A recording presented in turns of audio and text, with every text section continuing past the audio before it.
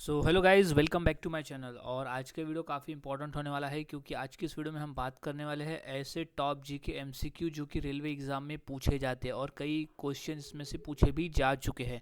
तो यहाँ सभी क्वेश्चन इंपॉर्टेंट है, सभी क्वेश्चंस के आंसर को आपको अच्छी तरह से याद में रख लेना है। शुरुआत करते हैं आज के हमारे इस जी के स्टडी की। और हाँ, मेरे आंसर देने से पहले अपने एक आंसर टिक कर ले और अंत में बताया कि कितने आंसर आपके सही हुए थे। तो सबसे पहला प्रश्न है, श्रम दिवस किस तिथि को मनाया जाता है?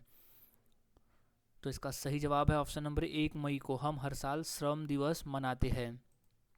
अगला प्रश्न है, सैनिक संगठन खालसा दल की स्थापना किसने की थी? सही जवाब option number B, Kapoor Singh. Kapoor Singh ने की थी खालसा दल की स्थापना। और खालसा पंथ की स्थापना की थी गुरु गोविंद सिंह जी ने। तो दोनों में डिफरेंस याद रखना है, खालसा दल है कपूर सिंह और खालसा पंथ है गुरु गोविंद सिंह जी। अगला सवाल, जजिया कर को समाप्त करने वाला प्रथम मुगल शासक कौन था? तो सही जवाब है ऑप्शन नंबर ए, अकबर। मुगल शासक अकबर था जजिया कर को समाप्त करने वाला प्रथम मुगल शासक। अगला प्रश्न है, मानव रक्त का पीएच मान कितना है? तो सही जवाब है ऑप्शन नंबर डी, 7.4। मानव रक्त का पीएच मान होता है 7.4 का। अगला प्रश्न है, निमोनिया रोग मानव शरीर के निम्न में से किस अंग को ग्रसित करता है?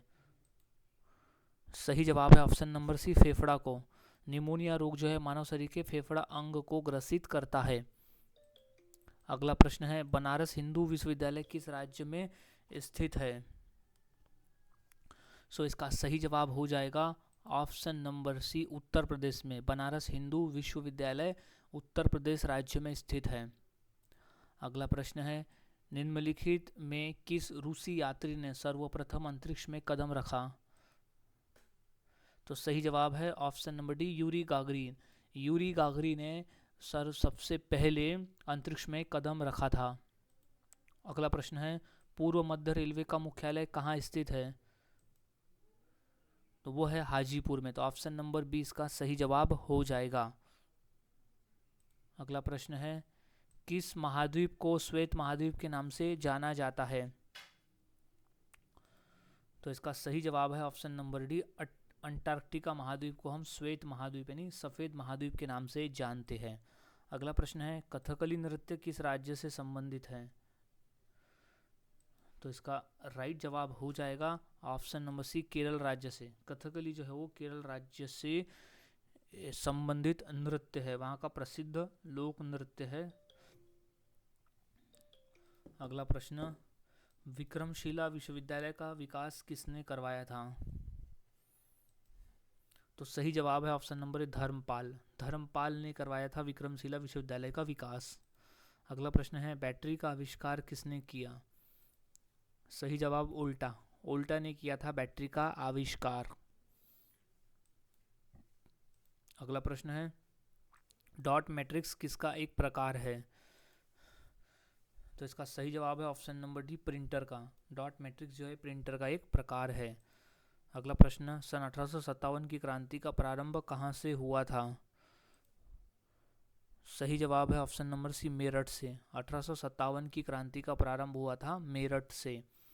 अगला प्रश्न है, करीबा बांध निम्न में से किस नदी पर स्थित है? तो सही जवाब है ऑप्शन नंबर ए, जिम्बेंजी। जिम्बेंजी नदी पर स्थित है करीबा बांध। अगला प्रश्न है, अलकनंदा नदी भारत में भागीरथी नदी से कहाँ मिलती है? तो सही जवाब है ऑप्शन नंबर ए, देवप्रयाग। अलकनंदा नदी भारत में भागीरथी नदी से देवप्रयाग में मिलती है। निम्नलिखित में से किस भारतीय राज्य की सीमा म्यांमार से नहीं लगती है? तो दिए गए ऑप्शन में से असम एक ऐसा राज्य है जिसकी सीमा म्यांमार से नहीं लगती है, जबकि नागालैंड, अरुणाचल प्रदेश, मणिपुर, ये तीनों की जो सीमाएं है, जो तीनों राज्य की सीमाएं वो म्यांमार देश से लगती है, असम की नहीं लगती। नेक्स्ट, निम्नलिखित में से कौन एक जैन तीर्थकर नहीं थे? सही जवाब है ऑप्शन नंबर बी, नाथ मुनि। नाथ मुनि एक जैन तीर्थकर नहीं थे। अगला सवाल, निम्नलिखित में से कौन सी नदी धुआंधार जलप्रपात बनाती है? तो वो है नर्मदा नदी। तो ऑप्शन नंबर 20 का सही जवाब हो जाएगा। नर्मदा नदी जो है वो धुआंधार जलप्रपात बनाती है। अगला प्रश्न, निम्न में से कौन सा स्थान भारत में पुर्तगालियों का मुख्यालय था? तो वो था गोवा। तो ऑप्शन नंबर ए इसका सही जवाब हो जाएगा। अगला सवाल है, निम्न में से कौन इमेज फाइल फॉर्मेट का एक्सटेंशन नहीं है? तो सही जवाब है option number D, .mdb। .mdb जो है वो इमेज फाइल फॉर्मेट का एक्सटेंशन नहीं है। अगला प्रश्न है, सूर्य से सबसे अधिक दूरी पर कौन सा ग्रह है? तो है नेपच्यून। ऑप्शन नंबर 20 का सही जवाब हो जाएगा। सूर्य से सबसे अधिक दूरी पर है नेपच्यून। अगला प्रश्न है, किसके शासनकाल में मेगास्थनीज भारत आया? तो सही जवाब है option number C, Chandragupta Maurya. Chandragupta Maurya के शासनकाल में मेगास्थनीज भारत आया था। अगला प्रश्न है, ऊष्मा का विद्युत ऊर्जा में परिवर्तन करने के लिए किसका प्रयोग किया जाता है? तो इसका सही जवाब है option number D, thermocouple. Thermocouple का प्रयोग करते हैं हम ऊष्मा का विद्युत ऊर्जा में परिवर्तन करने के लिए। अगला प्रश्न है, गुप्त काल में किस धातु के सर्वाधिक सिक्के जारी किए गए? तो वो है सोने। सोना के सिक्के सबसे अधिक जारी किए गए थे गुप्त काल में। अगला प्रश्न है, बैटरी की क्षमता किसमें मापी जाती है? तो वो है एम्पियर हावर में। एम्पियर हावर में मापी जाती है बैटरी की क्षमता। अगला प्रश्न है, लूसीफर किस ग्रह का एक अन्य नाम है? तो है शुक्र ग्रह का। लूसीफर शुक्र ग्रह का एक अन्य नाम है। अगला प्रश्न है, रविन्द्रनाथ टैगोर को गुरुदेव की उपाधि किसने प्रदान की थी? तो है महात्मा गांधी जी ने। रविन्द्रनाथ टैगोर को गुरुदेव की उपाधि महात्मा गांधी जी ने प्रदान की थी, और रविन्द्रनाथ टैगोर ने सबसे पहले महात्मा गांधी को महात्मा कहा था। अगला प्रश्न है, भारत में पहला कृषि विज्ञान केंद्र कहाँ स्थापित हुआ था? तो हुआ था पुडुचेरी में। भारत में पहला कृषि विज्ञान केंद्र पुडुचेरी में स्थापित किया गया था। अगला प्रश्न है, सोगात्सु किस देश का नववर्ष त्योहार है? तो है जापान का। तो ऑप्शन नंबर सी इसका सही जवाब हो जाएगा। अगला प्रश्न है, किस मुगल बादशाह ने जजिया नामक कर पूर्ण लगाया था? पूर्ण यानी फिर से लगाया था। इसे बंद किया था मुगल शासक अकबर ने, और फिर इसे फिर से लगाया था औरंगजेब ने। तो ऑप्शन नंबर सी इसका सही जवाब हो जाएगा। अगला प्रश्न है, Indira Gandhi centre for atomic research किस राज्य में स्थित है? तो वो है ऑप्शन नंबर बी, तमिलनाडु में। Indira Gandhi centre for atomic research centre है तमिलनाडु राज्य में। अगला प्रश्न है, प्रकाश वर्ष किसकी इकाई है?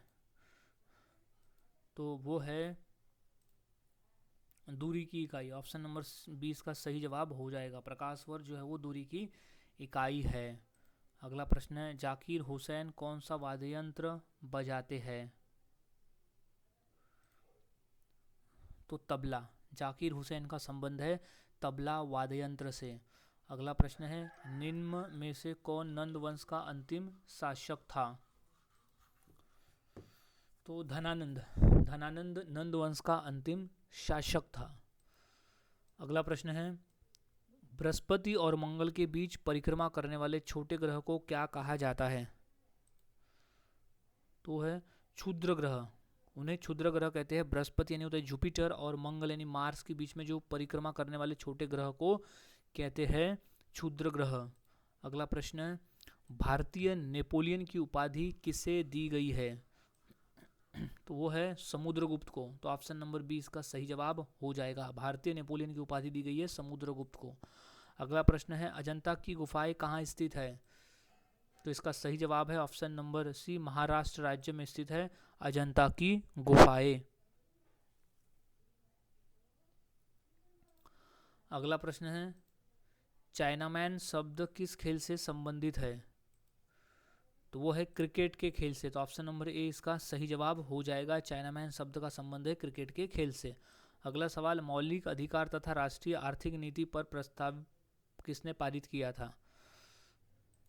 तो वो थे मौलाना अबुल कलाम आज़ाद। तो ऑप्शन नंबर 20 का सही जवाब हो जाएगा। अगला प्रश्न है, विश्व पृथ्वी दिवस किस दिन मनाया जाता है? तो है 22 अप्रैल को। 22 अप्रैल को हम हर साल विश्व पृथ्वी दिवस मनाते हैं। अब अर्थशास्त्र में नोबेल पुरस्कार पाने वाले पहले भारतीय कौन थे? तो सही जवाब है option number B, Amartya Sen. Amartya Sen है अर्थशास्त्र में नोबेल पुरस्कार पाने वाले प्रथम भारतीय। अगला प्रश्न है, किस देश को लैंड ऑफ द मिडनाइट सन भी कहा जाता है?